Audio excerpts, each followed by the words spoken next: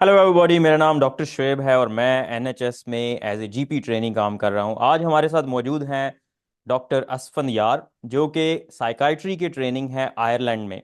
आज हम इनसे जानेंगे कि आयरलैंड में as a doctor international medical graduate के लिए जाना कैसे पॉसिबल है और वहाँ पे ट्रेनिंग की कौन कौन सी अपॉर्चुनिटीज़ मौजूद हैं।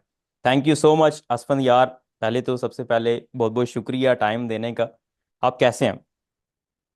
अलग शुक्र, मैं बिल्कुल ठीक हूँ। थैंक यू शेख भाई, आपने अपना टाइम निकाला इस काम के लिए। अच्छा आसफन, विदाउट अ फर्दर डू, आप ये बताएं कि आयरलैंड में एक इंटरनेशनल मेडिकल ग्रेजुएट के लिए जाना कैसे पॉसिबल है? कौन से पाथवेज हैं जिसके थ्रू एक international medical graduate specially Pakistan India से आयरलैंड में जाके एज ए डॉक्टर जॉब कर सकता है? इसमें देखें, जो जिस तरह के हर कंट्री में एक मेडिकल काउंसिल होता है, इस तरह आयरलैंड में भी आयरिश मेडिकल काउंसिल है। और हम्म। आयरिश मेडिकल काउंसिल के डिफरेंट रूट्स हैं जो कि रजिस्ट्रेशन की तरफ आपको लेके जा सकते हैं।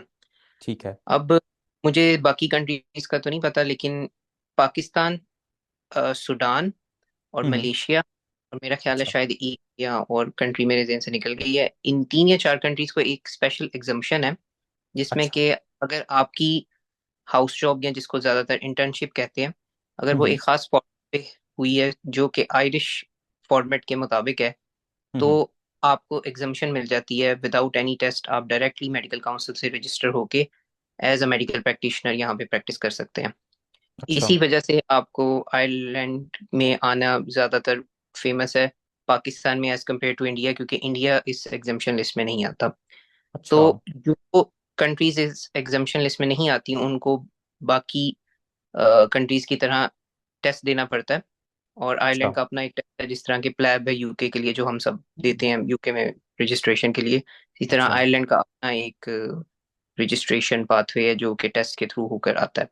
हम्म। उसमें जो इसका पहला स्टेप है, उसमें अगर आपने प्लैब 1 किया हुआ है तो आपको एग्जामेशन मिल जाती है।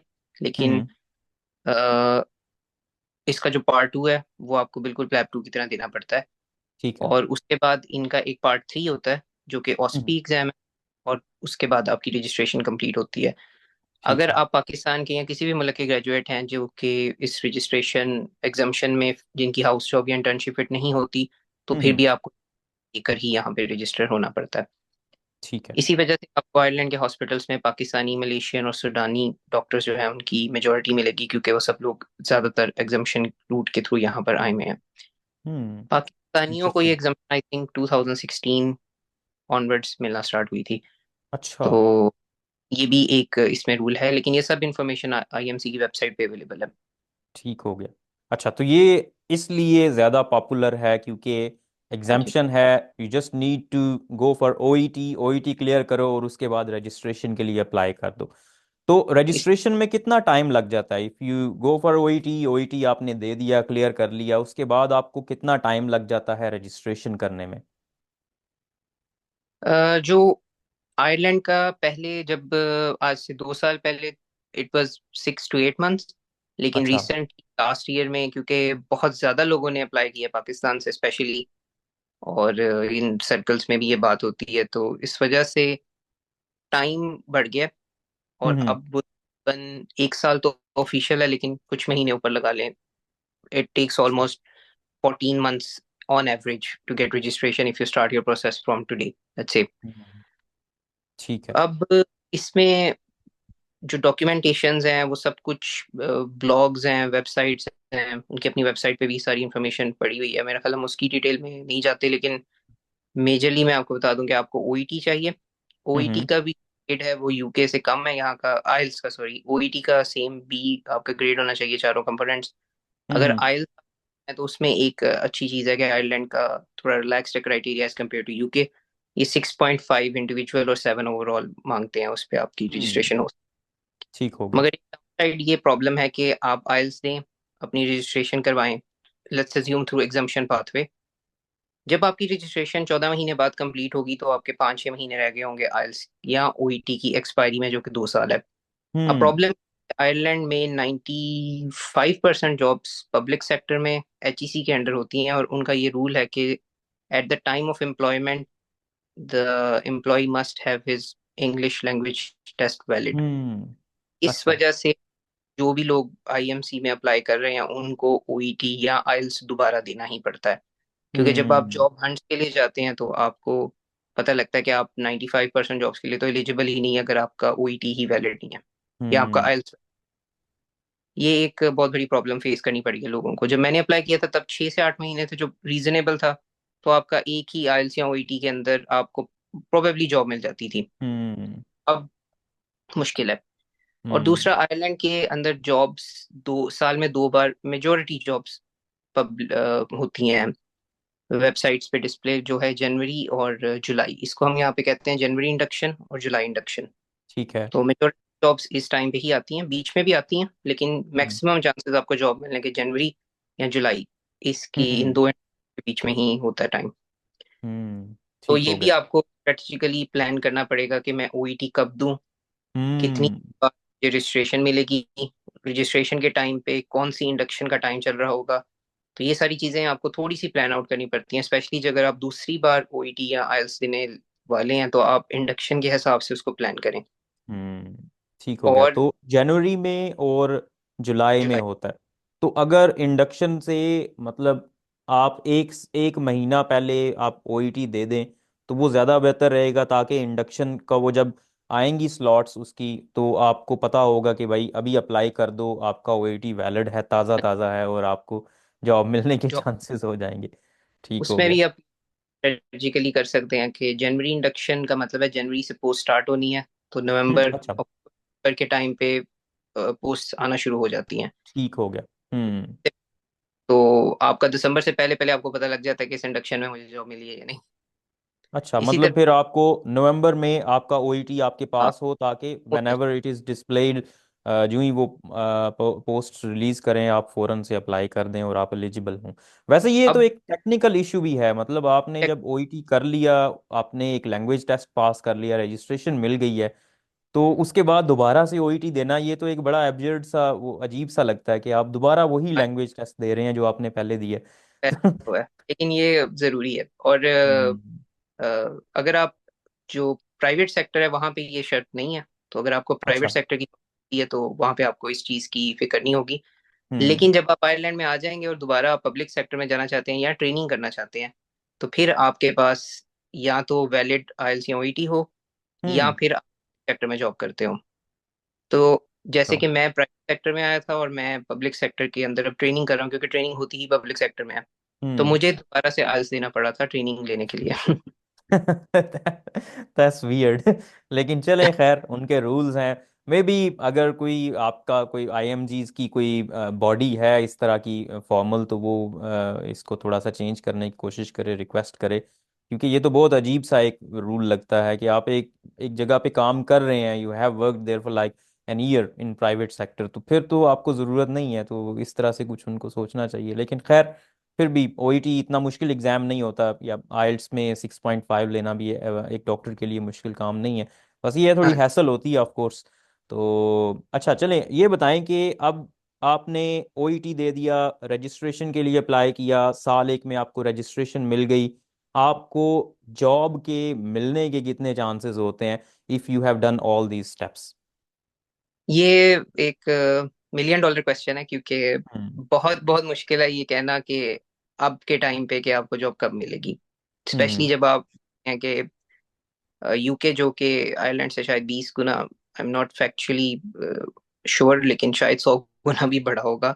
हम्म। मतलब कि आयरलैंड की सबसे बड़ी जो ट्रेनिंग बॉडी है जीपीज की, उनकी सीट्स हैं 420 आई गेस, जो कि इंक्रीज हुई थी लास्ट टाइम। हम्म। और शायद यूके की सबसे छोटी स्पेशलिटी की भी सीट्स इससे ज्यादा होंगी। तो हम्म। मतलब कि it's a very big market. और वहां पे भी अब जो रिसेंटली लोग जिन्होंने प्लैब टू पास किया उनको एक एक साल भी वेट करना पड़ रहा है फॉर देयर बिल्कुल। First job. हम्म। तो अगर यूके में ये हालात हैं तो आयरलैंड में भी ऑब्वियसली, जहाँ पे टेस्ट मुश्किल भी काम है। नहीं है, पेशेंट मिल रही है, तो वहां पे हालात कोई बहुत अच्छे नहीं है। तो हम्म। फर्स्ट जॉब के लिए I think on average, if you're a new graduate, if you have less experience, if you don't have very good things on your CV, and hmm. you have might be waiting for maybe 1 year or maybe even 2 years to get your first बहुत job. लंबा है। हम्म। Yeah. अच्छा। इसमें तो problems वही technical हैं। कि आप हम्म। इंडक्शन के लिए नहीं होते, आपका कभी ओईटी नहीं वैलिड, कभी आपकी आईएमसी नहीं एक्टिव, और हम्म। ये सारी टेक्निकलिटीज को डाल डूल कर इतना टाइम आजकल लग रहा है। ठीक हो गया। देन तक भी है, कुछ भी नहीं कह सकते इस मामले में। कुछ लोगों को फर्स्ट जॉब मंथ्स में भी मिल जाती है, लेकिन बिल्कुल। तक फैक्टर जो है वो कुछ पिछली एक दो इंडक्शंस में कोई नजर नहीं आया, टू बी ऑनेस्ट। अब बस इसी तरह ही है कि बिकॉज अब एक जॉब भी एडवर्टाइज होती है तो there are like 500 CVs from Pakistan. Hmm. वो कंसल्टेंट्स का फीडबैक भी आपको मिलता है कि आपके मुल्क से तो सीवीज की पर, तो मतलब देर इज समथिंग हाँ। Going on country that's not right. हाँ। हाँ, ये तो है।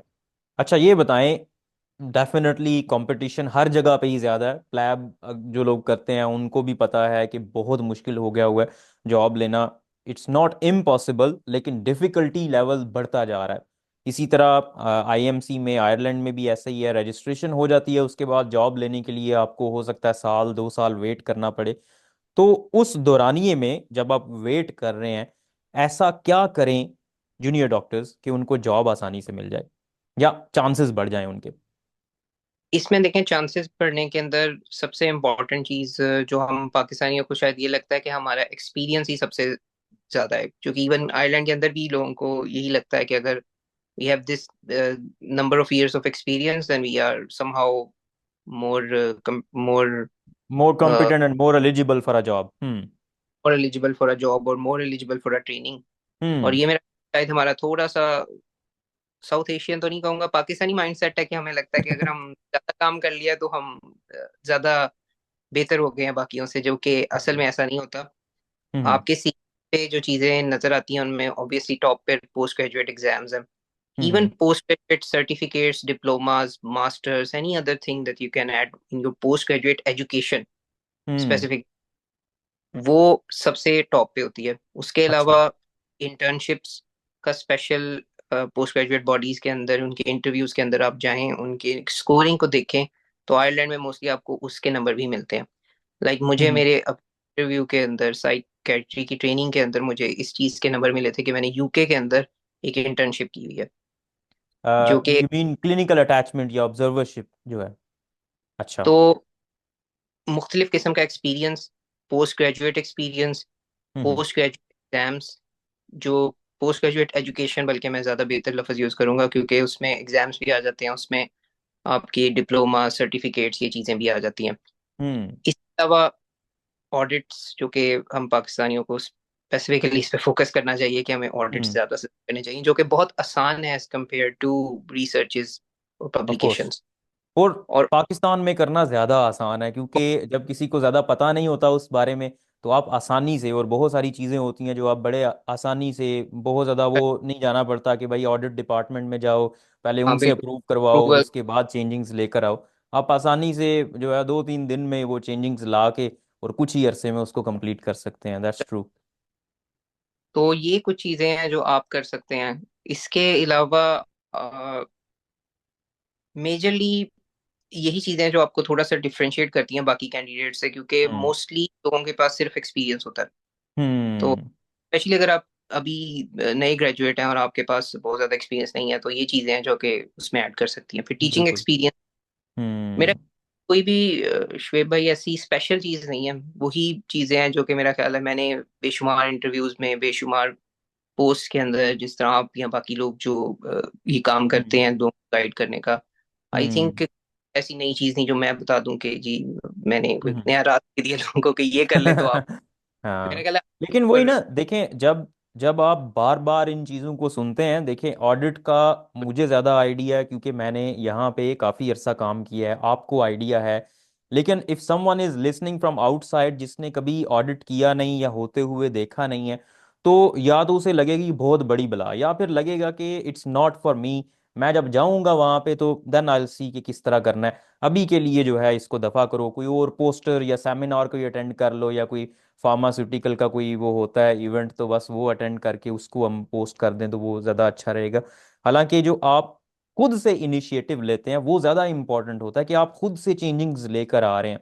टीचिंग कर रहे हैं तो वो आप खुद से कर रहे हैं। कौन सी आपने टीचिंग की है और आपको फीडबैक मिला है, वो फीडबैक भी आपके पास एविडेंस के तौर पे अगर हो, इस तरह की चीज़ें जहाँ पे आप खुद इनिशिएटिव ले रहे हैं, वो ज़्यादा मैटर करती हैं, ना कि कोई और अरेंज कर रहा है और आप बैठ के आपने सर्टिफिकेट ले लिया। वो इतना इंपॉर्टेंट, ऑल्दो डेफिनेटली वेटेज तो होती है, लेकिन इतना इंपॉर्टेंट नहीं होता जितना कि आपका अपना इनिशिएटिव होता है। यहाँ पे या जितने भी ये डेवलप्ड कंट्रीज़ हैं, वो कहते हैं कि डॉक्टर को अप टू डेट होना चाहिए। जो करंट मेडिसन है, एविडेंस बेस्ड मेडिसन है, उसके अकॉर्डिंग उसको काम करना चाहिए। और वो आहिस्ता आहिस्ता तब्दील होती जाती है, नए एविडेंस आते हैं, तब्दीलियां आती रहती हैं। तो डॉक्टर को भी बस वो होना चाहिए, हरकत में रहना चाहिए, और ये सारी चीज़ों के ऊपर नज़र होनी चाहिए। और वो कैसे होगी? ऑडिट्स करने से होगी, टीचिंग से होगी, एजुकेशनल सेशंस अटेंड करने से होगी। और यही सारी चीज़ें हैं जो आपने अपनी सीवी में मेंशन करना होती है, और आपके जॉब के चांसेस बहुत बढ़ जाते हैं। एक्सपीरियंस ऑफ कोर्स मैटर्स, लेकिन इतना मैटर नहीं करता, क्योंकि अब एक जूनियर डॉक्टर जिसने अभी अभी ग्रेजुएशन की है, उसको भी तो जॉब देनी है उन्होंने। उसके लेवल की भी पोस्ट्स होंगी, सीनियर लेवल की भी पोस्ट्स होंगी। तो ये बड़ी अच्छी बात की आपने कि क्लिनिकल एक्सपीरियंस की निस्बत बाकी जो चीज़ें हैं और सॉफ्ट स्किल्स जो आपकी होती हैं, जिसमें लीडरशिप क्वालिटीज़ आती हैं, आपकी टीचिंग स्किल्स आती हैं, कम्युनिटी ओरिएंटेशन आती है, ये सारी चीज़ें बहुत इंपॉर्टेंट होती हैं। अच्छा, अब ये बताएं कि एक बंदे ने अप्लाई किया, उसको जॉब मिल गई आखिरकार 2-3 साल के बाद।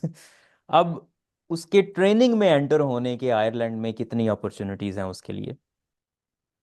इसमें जो रिसेंटली आप कह लें 4 या 5 सालों में ना बहुत बड़ी दो दो मैं कहता हूँ चेंजेस आई हैं, जिससे कि आयरलैंड बहुत ज्यादा फेवरेबल हो गया है कि आप यहाँ पर रहकर कंसल्टेंट बने। उसमें अच्छा। एक चीज जो कि इन्होंने I think last year introduce किया, कंसल्टेंट कॉन्ट्रैक्ट नए, जो कि हैं हम्म। स्टार्टिंग कंसल्टेंट्स के लिए।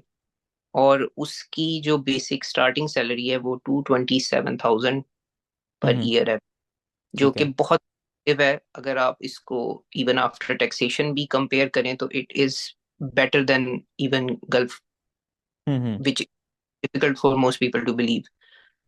ऑल्सो अब आप अगर बहुत पिन पॉइंट हो जाएंगे कि अब सऊदी अरब के किसी दूर दराज के ऑफ छोटे कोर्स। से सूबे शायद किसी हम्म। कंसल्टेंट की हो, लेकिन अगर आप दुबई या मेन स्ट्रीम एरियाज जो रहने वाले हैं उनको हम्म। कंपेयर करें, आयरलैंड की सैलरी उसके यहाँ तो बराबर होगी या थोड़ी बहुत कम होगी। अच्छा। तो बहुत बड़ी चेंज है, जिसकी वजह हम्म। से यहाँ पे रुक भी रहे हैं और लोग ट्रेनिंग में आ भी रहे हैं। वरना उससे पहले Ireland was just kind of a spot जहाँ पे लोग आते थे either to wait hmm. Until for training. Relay centre. हाँ। हाँ, या फिर दूसरा एक बहुत फेमस यहाँ पे काम अभी भी होता है कि जिन लोगों के पास जो मेरे जैसे जिनके पास यूएसएमएलई की फंडिंग नहीं होती पाकिस्तान में, वो यहाँ हम्म। आते हैं, काम करते हैं, अपने फंड्स जमा करते हैं और उसके बाद यहाँ से यूएसएमएलई करने जाते हैं। तो हम्म। बहुत जो हमारे साथ भी आए थे और अभी भी वो यहाँ से यूएसएमएलई करने जाते हैं, क्योंकि हम्म। ऑब्वियसली पाकिस्तान में रहकर सबसे बड़ी प्रॉब्लम यूएसएमएलई के अंदर फंडिंग ही होती है। पर हम्म। तो सब लोग करते ही हैं, लेकिन ये एक हम्म। चीज आयरलैंड में हो रही थी। अब हम्म। सर्टेन कॉन्ट्रैक्ट्स के बाद बहुत सारे लोग अब यहाँ पे रुकने का सोच रहे हैं, क्योंकि हम्म। ऑब्वियसली वेरी लुक्रेटिव सैलरी, और हम्म। स्पेशली मोटिवेशन है कि आपको एक जंप मिलेगा जो कि एक बहुत रीजनेबल जंप होगा। हम्म। दूसरी जो चेंज आई है वो ये है कि आयरलैंड के अंदर तमाम पोस्ट ग्रेजुएट बॉडीज एक आप कह लें एक सिलेक्शन क्राइटेरिया है, जिसमें के Irish citizen, UK citizen, European citizen hmm. या स्टेम होल्डर को फर्स्ट प्रेफरेंस देते हैं in selection when they are being interviewed for their basic और हायर ट्रेनिंग। अच्छा।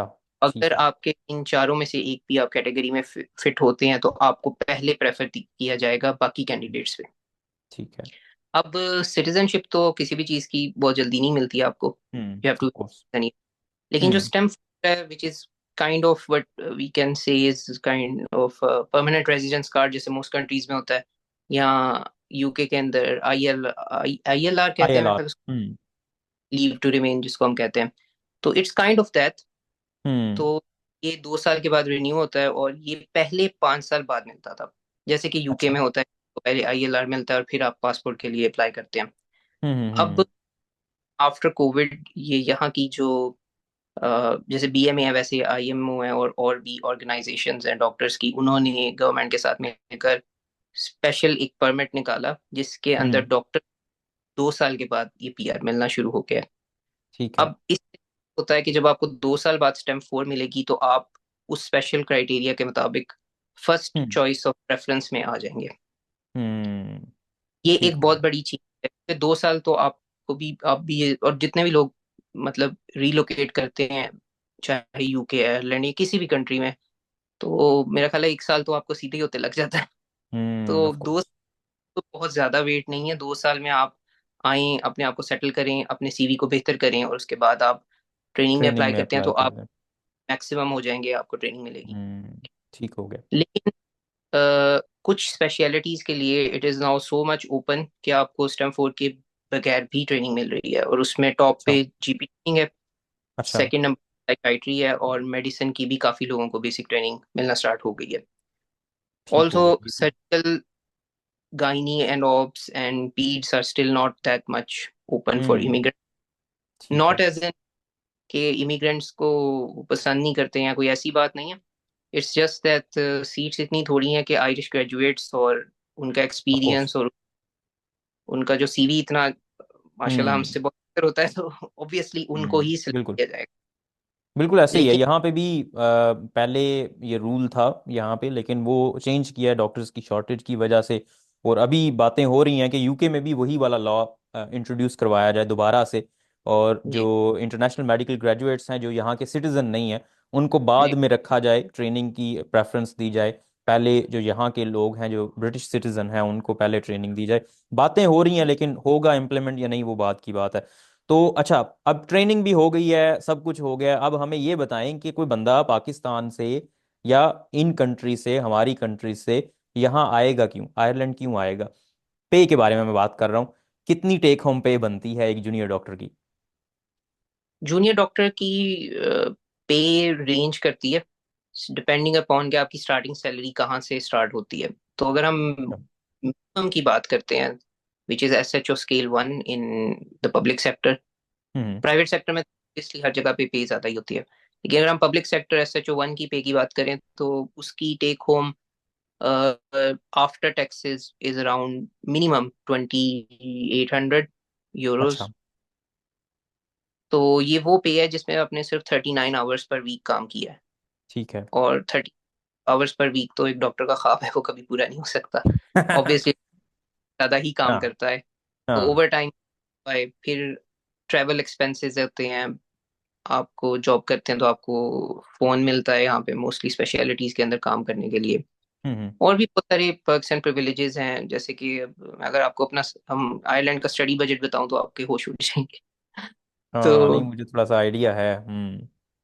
उसके अलावा आपका study budget is very handsome. आपके एग्जाम्स अगर आप पास कर लें तो वो अनलिमिटेड हैं, उसका मतलब कोई हिसाब नहीं है कि वो आपके स्टडी बजट से कटेंगे। फिर हम्म। आपकी मोस्टली ट्रेनिंग जो है वो फ्री हैं। जैसे कि हम्म। एक बहुत ACLS जैसे हम करते हैं यूके में, इट्स वेरी कॉस्टली, लेकिन आयरलैंड हम्म। में that is costly but you can refund it free of cost. Then hmm.